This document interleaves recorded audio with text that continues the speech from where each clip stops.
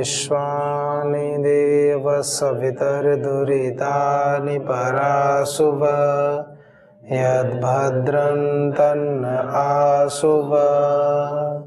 ॐ शान्ति शान्ति शान्तिः। ॐ सर्वेभ्यो नमः। ॐ श्री गुरुभ्यो नमः। ॐ श्री परमात्मने नमः। ओम। वैदिक संस्कृति। हम स्वाध्याय कर रहे हैं कठोपनिषद में वर्णित एक संवाद का, जो कि यम और नचिकेता इनके बीच में है। यम का तात्पर्य यमाचार्य से, जो मृत्यु विद्या को जानते हैं। जीवन में मरण, जिसको हम कहते हैं ना, मनुष्य कैसा है, मरण धर्मा। इस लोक को क्या कहते हैं, मृत्यु लोक, इसलिए मर्त्य लोक ऐसे बोलते हैं, जहां जीव आकर के और मर जाते हैं, जन्म लेते हैं और क्या होता है, मृत्यु को प्राप्त हो जाते हैं, इसलिए इसको मृत्यु लोक भी कहते हैं, मर्त्य लोक। तो ऐसी एक चर्चा चल रही है। तो नचिकेता, उनके पिताजी ने कहा उनको कि भाई मैं तुझे मृत्यु को देता हूं। वो मृत्यु की खोज में निकल गए, यम की खोज में निकल गए। यम मिले, यमाचार्य। तो यमाचार्य के पास गए तो किसी कारण से यमाचार्य अपने घर पे नहीं थे, तो वो 3 रात्रि तक भूखे प्यासे उनके घर वहां रहे। अब इसमें प्रसंग ये है कि वो यमाचार्य हैं, उनके द्वार पे 3 रात्रि तक कोई व्यक्ति बैठा रहे, किसी को कई प्रकार से शंकाएं हो सकती है ना मन में। तो इसमें इतना ही समझने की बात है कि जब व्यक्ति बहुत वेग में होते हैं, अपने कार्य के प्रति बहुत ही तल्लीन हो जाते हैं, तो काल का भी बोध नहीं होता है, सुध नहीं होती है। ऐसे आप ही किसी कार्य में लगे हो, पूरे मनोवेग से लगे हो, तो कब समय निकल जाता है पता ही नहीं चलता। कभी कभी आप सभी तो दर्शन व्याकरण आदि पढ़ते ही हैं, कभी कभी ऐसा भी होता होगा किसी कक्षा में तो समय कब निकल गया पता ही नहीं चलता, और कभी कभी ऐसा भी होता होगा, हाय कक्षा कब समाप्त होगी, टाइम ही नहीं कटता है। एकाग्रता की कमी। हमारा मन यदि 100% किसी कार्य में लग जाए तो थकान नष्ट हो जाती है, फिर हम थकते नहीं है। जो थकान होती है ना, जो चिंतक हैं, विचारक हैं, जो हमारे पूर्वजों ने बताया है, जो ऋषि मुनि हैं, और हमारा स्वयं का भी, आप सबका भी अनुभव भिन्न भिन्न क्षेत्रों में है। जब मन में द्वैत चलता है, ये करें या ना करें, किसी कार्य को करते करते दूसरे कार्य के प्रति भी चिंतन चलता रहता है, तो वहां से थकान शुरू होती है। तब लगता है कि हाँ हम कुछ कर रहे हैं। तो एक लक्ष्य को केंद्र करके और एक ही लक्ष्य के पीछे लगा जाए, एक दिशा में लगा जाए, तो थकान नहीं होती है, सदैव ऊर्जा स्फूर्ति बनी रहती है। बार बार उसी कार्य के विषय में विचार, उसी कार्य को करने की प्रेरणा, जागते सोते प्रतिपल। परम श्रद्धेय श्री स्वामी जी महाराज बता रहे थे ना कि रात्रि में भी जब पढ़ाई करते थे अपने विद्या काल में, तो जो व्याकरण का ग्रंथ है अष्टाध्यायी, तो रात्रि में पूरी अष्टाध्यायी, आधी अष्टाध्यायी दोहरा लेते थे, पूरे 2-3 हजार सूत्र, और रात्रि को सोते सोते। और ऐसा होता है, आप में से भी जो भाई बहुत अच्छे से कर रहे हैं, जिन्होंने अपना 100% उसी में लगा दिया है, जो दर्शन कर रहे हैं उन्होंने लगा दिया है, उनको भी सूत्रों का स्मरण। रात्रि में जैसे किसी को स्वप्न आते हैं, तो दिन भर जिस भाव में आप रहे हैं, दिन भर आपने जिन सूत्रों का अध्ययन किया है, स्मरण किया है, वही सूत्र आपको बार बार वही आने लगेंगे। बिना पुस्तक के आपको ऐसा लगेगा कि पुस्तक सामने खुल जाती है, ऐसे लगता है कि आप पुस्तक से पढ़ करके बोल रहे हैं। ऐसे पूरा अध्याय, पूरे 1 अध्याय, 2, 3, 4, 5 ऐसे। प्राणायाम कराते हैं तो पता चले आंख खुलने तो कपाल भाती चल रही है, रात्रि में सोते सोते। तो कह रहे थे ऐसे ही, हालांकि छात्रों के बीच में तो महर्षि जी बड़े ही जैसे बच्चे होते हैं इसी तरह से रहते, कि मैंने फिर भगवान जी से प्रार्थना की, हे प्रभु रात्रि को तो छोड़ दो मुझे, दिन भर तो मैं हूं ही इस संसार की सेवा में, रात्रि को मुझे, सेवा तो रात्रि को भी है, रात्रि को निद्रा आएगी ठीक से, पूरा दिन कार्य करेंगे तो निद्रा तो आती है।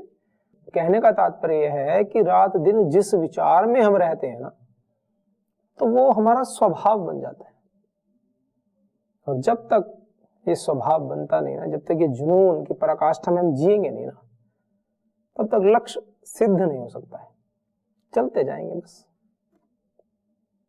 और इस पथ का वर्णन करके भी हमने इस बात पे समझौता कर लिया, अगर चलो थोड़ा थोड़ा चलते चले जाएंगे, तब आनंद नहीं है, तब तो जीवन काटने जैसा है। ब्रह्मचारी होकर के इस पथ का वर्णन करके, वैदिक पथ का, फिर भी हमारे मन में भाव रहे कि जीवन को काट लें, जिस क्षण ये भाव आ गया समझो इस पथ की मृत्यु हो गई। जिस क्षण आपके मन में ये शिथिलता के भाव आ गए तो तुरंत आते ही उसको दूर करना है। परोपे ही मनस्पापा किम अशंस्तानि शंससि, तुरंत एक क्षण भी बिना गवाए इस प्रकार के निकृष्ट विचार को कभी भी अपने हृदय में स्थान नहीं देना। किसी भी क्षण स्थान दिया, स्थान देते क्या होता है, फिर वो अपने जैसे और विचारों को उत्पन्न करता है, और ऐसा हो जाता है आपको पता ही नहीं चलेगा कब वो विचार उत्पन्न होते होते इतने इकट्ठे हो जाएंगे एक साथ में, और आपको ला करके पटक देंगे जमीन में। फिर बोध होगा थोड़ी देर में कि क्या हो गया। तो कर्म करने का अधिकार, कर्म चयन का अधिकार तो हमारे पास है, फल का नहीं है। तो वैचारिक कर्म हो, चाहे मानसिक कर्म हो, चाहे कुछ भी हो, स्थूल रूप से कर रहे हो, चयन का अधिकार तो दिया है परमात्मा ने, ये निश्चित है। आप कहेंगे ये तो नहीं, ये तो गलत बात है, हम बैठे हैं पढ़ने और विचार कुछ और आ रहा है, हम तो नहीं चाहते। आप नहीं चाहते तो वो नहीं आएगा, ये विश्वास कीजिए। आप नहीं चाहते हैं तो नहीं आएगा, कभी नहीं आ सकता। आप कहेंगे हम तो भगवान के ध्यान में बैठे, हमने तो सोचा कि भगवान जी का ध्यान करें, कुछ और ही आ रहा है। क्योंकि आपके अंदर भरा पड़ा है ना, आपको पता है तो नहीं है ना। संस्कारों के स्तर पर काम अलग होता है, स्थूल स्तर पर काम अलग होता है। स्थूल काम क्या है, जैसे प्रतिदिन स्नान करना है, शौच, जो कि नियमों का पहला अंग है। शौच, संतोष, तपस, स्वाध्याय, ईश्वर प्रणिधान, 5 बताए। उसमें पहला अंग है ये नियम। नियम होते हैं शारीरिक स्तर पर, स्थूल स्तर पर पालने योग्य क्या होते हैं, नियम।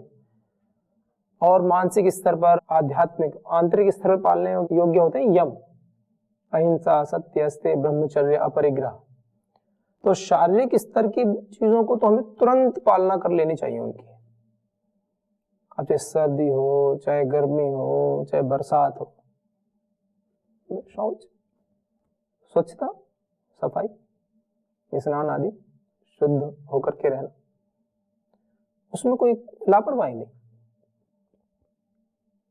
मतलब मन की बात को सुनना ही नहीं है कि आज तो ठंड हो रही है, आज रहने देते, कल नहा लेंगे, या सुबह नहीं दोपहर को नहा लेंगे, तो शाम को नहा लेंगे, शाम हो गई, अब तो शाम हो गई, अब तो क्या सुबह नहा लेंगे ना, इससे अच्छा तो फिर नहीं, ऐसा नहीं।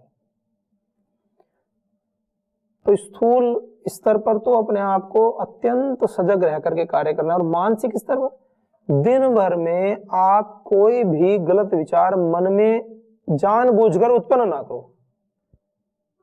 थोड़ा ध्यान देना इस बात पे। आप अपने मन में अपनी तरफ से कोई भी गलत विचार जानबूझकर उत्पन्न ना करो। आता है तुरंत हटाओ, उसमें रमो मत, उसमें खोना मत। केवल ये नहीं, ये ब्रह्मचारी भाई बैठे इनके लिए कह रहा हूं, इनके तो आता नहीं है, एक बात बता रहा हूं सार्वजनिक। तो जिसके भी मन में आ रहा हो तो वो उसको प्रश्रय ना दे, जैसे ही आए हट जाए। किसी स्थान विशेष पर बैठ रहे हैं, आंख बंद करके बैठे हैं, आ रहे हैं, आंखें बंद मत करो, खोल के कर लो। भगवान तो सर्वत्र है ना। जब तक हमारे मन की स्थिति ठीक नहीं हो जाती, जब तक व्यक्ति बीमार होता है तो उसको अस्पताल में भर्ती करा देते हैं, जब ठीक हो जाता है तो घर ले आते हैं। यदि आपके विचार आंख बंद करके शांत बैठ करके आपको लगता है कि हमारा चित्त, हमारा मन बहुत भागता है, दौड़ता है, आंख खोल के करो। ये भी एक साधना की स्थिति है। कम से कम आंख खोलकर एक विशेष दृश्य तो होगा। आंख बंद करके तो पता नहीं कितने कितने विषयों में मन दौड़ता है। जिसकी साधना नहीं है उनके लिए क्या। तो आंख खोल कर किसी भी एक विषय पर, एक वस्तु पर केंद्रित करो, कैसे भी करके उसको रोको। दिन में किसी भी अशुभ में मन को, किसी विचार को जाने नहीं देना है। बलपूर्वक भी रोकना पड़े तो रोको। एक होता है दृष्टा भाव से देखना, टू व्यूअर, सांख्य का दृष्टा जिसको कहते हैं, कि इतने तटस्थ हो जाओ कि कुछ भी हो हम निर्लेप हो जाएं। अच्छा विचार आए या बुरा विचार आए, हम स्वयं तटस्थ हो जाएं और बस देखें विचारों को। तो एक स्थिति ऐसी भी होती है कि पुलिस की तरह, जैसे दृष्टा भाव का अर्थ है पुलिस की तरह, कि जो गलत विचार होता है उसको अगर ये पता चल जाए कि हाँ तुझे कोई देख रहा है, तो वो खुद हट जाता है। जैसे कहीं पर पुलिस खड़ी हो तो चोर अपना आप हट जाता है वहां से। पुलिस जाएगी, गोली चलाएगी, पकड़ेगी, वो एक अलग बात है, लेकिन उसकी उपस्थिति मात्र से भी बहुत सारी चीजें ऐसी होती है कि वो चोर आएगा ही नहीं। या करने वाला भी होगा तो चोरी नहीं करेगा, वो शांत रहेगा।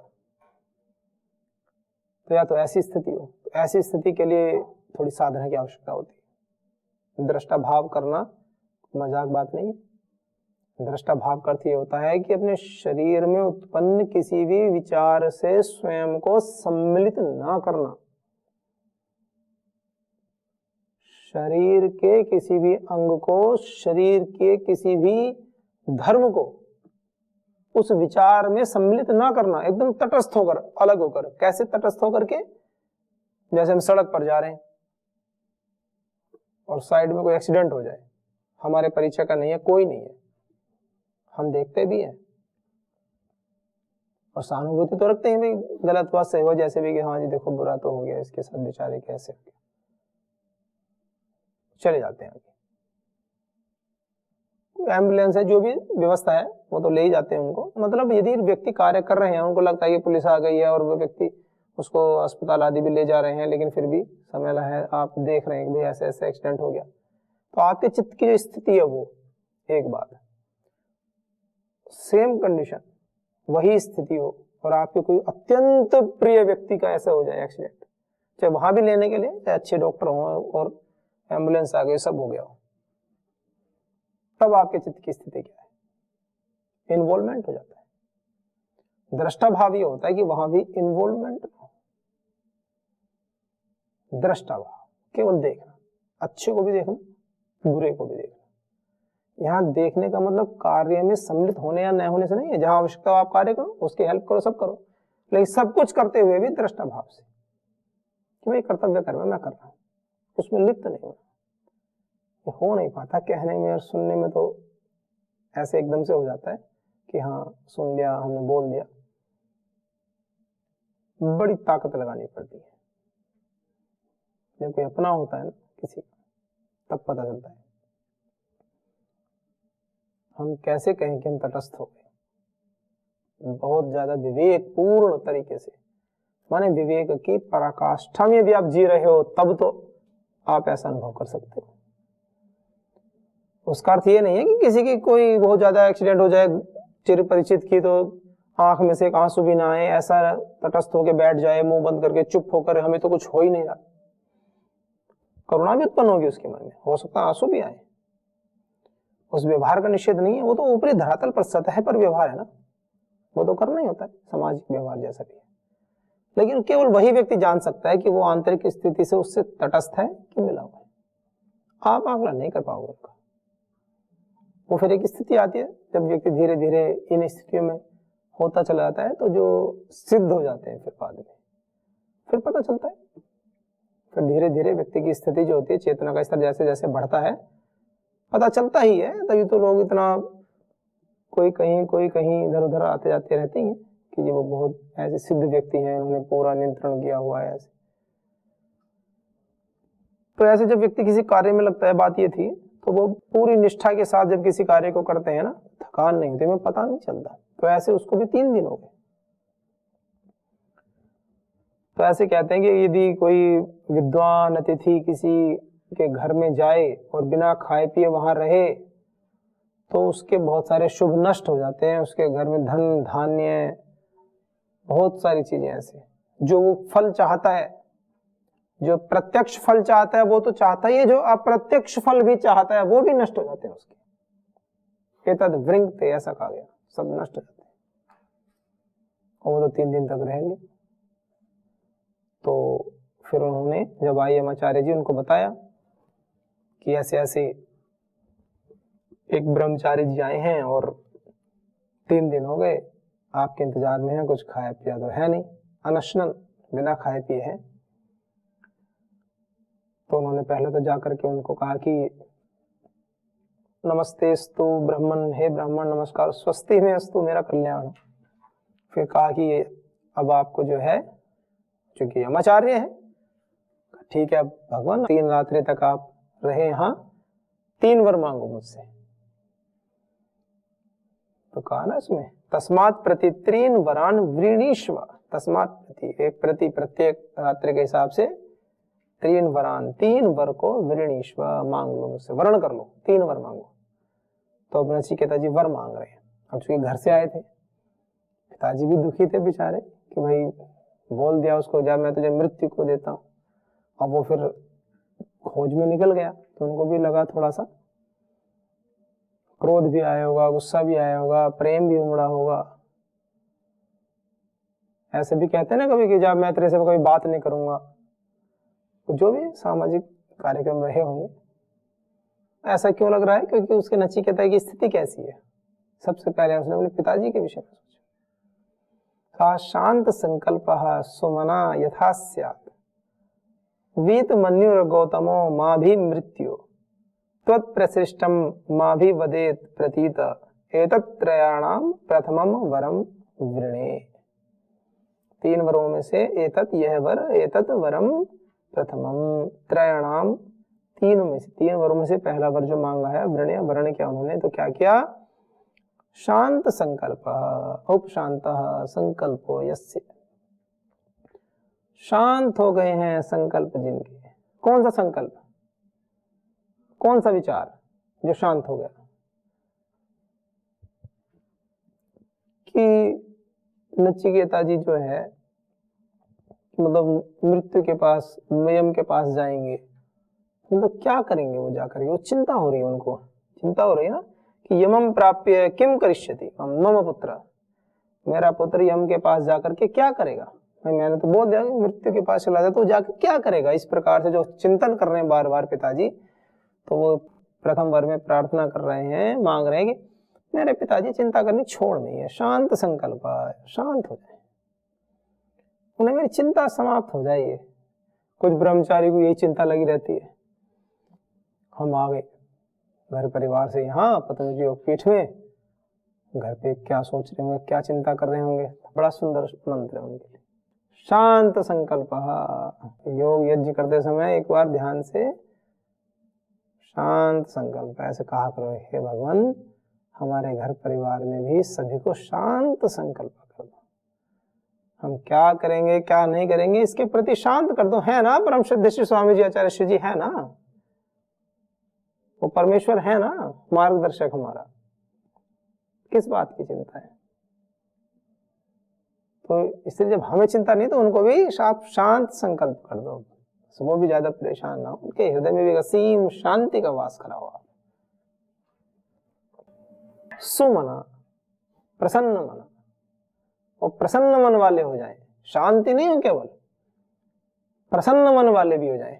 प्रसन्न क्या नहीं, ठीक अच्छी जगह गया है, जो भी करेगा राष्ट्र के समाज के कल्याण के लिए अच्छा ही करेगा।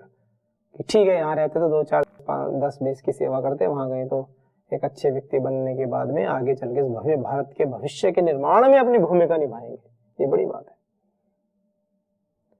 सुमना है, प्रसन्न मन वाले हो जाए, यथा स्यात् वीत मन्यु, विगत रोष वाले हो जाए। सारा यदि कुछ थोड़ा बहुत क्रोध भी मेरे ऊपर है वो भी सब विगत हो जाए, चला जाए, शांत हो जाए, क्रोध ना करे मेरे ऊपर। गौतमो माँ भी मृत्यु, माभि माम प्रति, हे मृत्यु, हे मृत्यु यम के लिए संबोधन पद है कि हे मृत्यु, हे यमनाचार्य जी, मेरे पिता जो गौतम हैं वो क्या हो जाएं, मेरे प्रति शांत संकल्प वाले हो जाएं, प्रसन्न मन वाले हो जाएं, और उनका सारा क्रोध जो भी वो कहे मेरे प्रति वो सब शांत हो जाए, चला जाए। ऐसे कहा। कब हो जाए? त्वत्प्रशिष्टम माभि वदेत। त्वत्प्रशिष्टम, जब आप मुझे प्रशिष्टम, जब यहाँ से छोड़ोगे, आपके द्वारा छोड़ा हुआ, भाई अभी तो आपसे मैं ज्ञान लेने आया हूँ, फिर जब आप मुझे ज्ञान दे दोगे और मैं ज्ञान लेकर के घर जाऊंगा, त्वत्प्रशिष्टम, आपके द्वारा जब मैं छोड़ दे जाऊंगा ज्ञान के बाद में, फिर जब मैं घर लौटूंगा तब मेरे पिता कैसे हों, मतलब मेरे ऊपर क्रोध आदि ना करें, ठीक रहे। तत्प्रशिष्टम माम अभिवदेत प्रतीता, और मुझे पहचान ले अच्छे से। पहचानने का मतलब कोई भूल थोड़ी जाएंगे, पहचानने का मतलब प्रीति पूर्वक, जैसे पहले मुझसे प्रीति करते थे वैसे ही प्रीति बना करके रखे, नाराज ना हो। ऐसे भी होता है ना, कुछ कुछ व्यक्ति नाराज हो जाते हैं, कहते हैं नहीं नहीं हमें बिना बताए चले गए, या हमारी बात तो मानी नहीं, आपने तो अपने निर्णय कर लिया, कुछ नाराज हो जाते हैं। इतने बड़े संकल्प को समझते नहीं है, समझना चाहिए। थोड़ा समय तो खैर लग ही जाता है, कुछ जो बहुत विवेकी होते हैं वो तो समझते हैं, कुछ ऐसे होते हैं उनको ऐसा लगता है कि हमें जो है छोड़ के जा रहे हैं। ये योग का पथ है, कोई छोड़ सकता है किसी को? तो जोड़ने का पथ है। हाँ, शुरू में 5-10 वर्ष लगभग एक तपने का काल तो है ही, इसमें तो थोड़ा सा लगेगा आप लोगों को, और साधकों के लिए आवश्यक है। कम से कम 1 दशक तो इस भाव में जियो कि हाँ छोड़ दिया सब, और जब तक इस भाव में जियोगे नहीं, तब तक जिस आनंद की अनुभूति की बात इस पथ पे होती है ना, वो हो नहीं पाएगी। और ये ऐसा विषय है ना, ये ना तो कोई किसी को बता सकता, ये आंतरिक अनुभूति का ही विषय है। इसमें कोई कहेगी हमें तो जी 15 साल हो गए हमें तो नहीं हो रही है, या कोई कहेगी नहीं जी ये ऐसा है। जब तक त्याग नहीं होगा ना अंदर से, तब तक जो भावना है ना, जो मोहपूर्ण संबंध है ना, जब तक वो उनमें से मोह समाप्त नहीं होगा ना, तब तक प्रेम प्रकट नहीं हो सकता। ये नितांत सत्य है। या तो मोह रहता है या प्रेम रहता है, दोनों साथ नहीं हो सकते। मोहपूर्वक प्रेम नहीं हो सकता, कभी नहीं हो सकता, और प्रेम पूर्वक मोह नहीं हो सकता। या तो प्रेम ही होगा या फिर मोह होगा, और प्रेम उत्पन्न होने के लिए मोह का नाश होना आवश्यक है। मोह क्या है? प्रेम है क्या? त्याग पूर्वक जो हम कार्य करते हैं ना, त्याग पूर्वक जो प्रीति होती है उसको प्रेम कहा जाता है। त्याग पूर्वक प्रीति, वो त्याग पूर्वक प्रीति कैसी होती है? एक ही गुलाब जामुन है और माँ है, माँ के पास एक ही बेटा है, बेटा है बेटी है, कोई एक संतान है, और सीधी सी बात है, कोई माँ ऐसी होगी जो अपने बच्चे को नादर खुद खा ले। माने हम विचार भी नहीं कर सकते, मन में भाव भी नहीं आता कि ऐसा भी कभी हो सकता है कि बेटा भी खा सकता हो उसको गुलाब जामुन को, माँ भी। तो माँ बेटे के सामने कि बेटा एक ही गुलाब जामुन है, आप रहने दो, आज मैं खा लेती हूँ। मतलब हमें हंसी भी आ रही है ना इस बात पे, माने हमारा अस्तित्व इस बात को स्वीकारने को तैयार नहीं हो रहा है ना, कि एक गुलाब जामुन हो और एक माँ और एक बेटा हो, बेटा भी उसको खाना चाहे और माँ भी, और माँ कहे कि बेटा आप रहने दो मैं खा लेता हूँ इसको। मतलब संभव ही नहीं है ना। कितनी विचित्र सी बात है, बात तो बड़ी छोटी सी है। ऐसा हो सकता है? क्यों नहीं हो सकता? क्या ऐसा हो सकता है कि माँ का मन ना कर रहा हो? क्या ऐसा हो सकता है? अगर माँ ने भी नहीं खाया हो तो, माँ भी भूखी हो बेटा भी भूखा हो, फिर एक गुलाब जामुन आ जाए तो अब बुद्धि लगाने वाले कहेंगे नहीं आधा आधा खा लेंगे। अरे माँ आधा आधा नहीं करती, ये ज्यादा कैलकुलेशन माताएं नहीं करती हैं कि नहीं आधा सा तू खा ले आधा मैं खा लेती हूँ, ऐसा नहीं होता। माँ कहती बेटा आप ही खा लो। ये कैलकुलेशन तो ये जैसे भाई भाई होते हैं ना आपस में, आधा इसको दो आधा मुझे दो, ये इसको दो ये इसको दो। माँ तो दो भी होगी ना और बच्चा भूखा हो कहे बेटा तो दोनों खा ले, ये माँ उसे कहते हैं प्रेम, त्याग पूर्वक प्रेम। और बच्चा खाएगा तो माँ दुखी नहीं होगी कि मुझे नहीं मिला ये खा गया, ये प्रेम है। शुद्ध प्रेम जिसे कहते हैं। मोह क्या है? अब एक ही उदाहरण में समझाता हूं। वही माँ, वही पुत्र उसका कहे कि मैं ईश्वर के पथ पर, ज्ञान के पथ पर, भगवान के पथ पर चढ़ना चाहता हूं, तो वही माँ मोह के ऐसे बंधन डाल देगी। जो विवेकी माँ है उनकी बात नहीं कर रहा कि नहीं यहीं रह लो, यहीं पे करो काम। क्यों? क्योंकि वो उस विषय को जानते नहीं है। सबसे बड़ी बात ये है, जो व्यक्ति आध्यात्मिक क्षेत्र में उस विषय को जानते नहीं है, वो उस विषय की बात कि नहीं वो तो यहाँ रह के भी हो सकता है, वो तो आप यहीं रह के कर सकते हो, ऐसे सारे आपको ऐसे सारे समाधान प्रस्तुत कर देंगे जीवन के कि आपको लगेगा हाँ ब्रह्म गुरु तो यही है। जिस पथ पर वो चल नहीं रहे हैं उस पथ के बारे में वो बता कैसे सकते हैं? एक तो सीधी सी बात ये भी है ना, किसी ने केमिस्ट्री नहीं पढ़ी है, उसके विषय में नहीं पता, तो उसकी केमिकल रिएक्शंस जो भी है वो कैसे बता सकते? संभव नहीं है। फिजिक्स नहीं पढ़ी वो कैसे बताएंगे? तो इसलिए ऐसे गुरुजन जो उस पथ पर चल रहे हैं, ऐसे साधक, ऐसे ऋषियों के मार्ग पर जो चल रहे हैं, जो पहले चले हैं, उस पथ के विधान को जो जानते हैं वही तो उसको अच्छे से बता पाएंगे। तो वहां प्रेम यह है कि वो मोह को सामने ना लाए, व्यक्तिगत हितों को सामने ना लाए। वो यह चिंतन ना करे कि आगे जाएगा तो हमारी सेवा ये सब वो होगी ना, एक विधान के तहत होती ही है, उसको छोड़ दो ना पहले।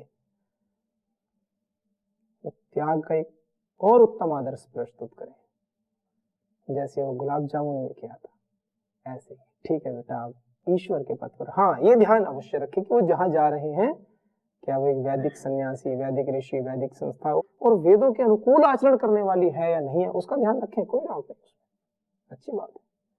और उनके योग क्षेम के लिए, कुशलता के लिए कामना करें प्रभु से, उनके हृदय में कोई भी मानवीय कमजोरी उत्पन्न न हो ऐसी प्रार्थनाएं करें, तो निश्चित ही साधक का मनोबल भी बढ़ता है। और घर परिवार में ये जो कहा है ना, शांत संकल्प हस्सो मना, ये दोनों ओर से चीजें घटित होती है।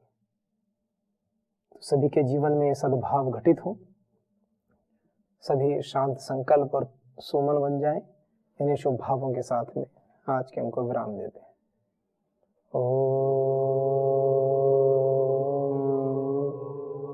शांति शांति शांति।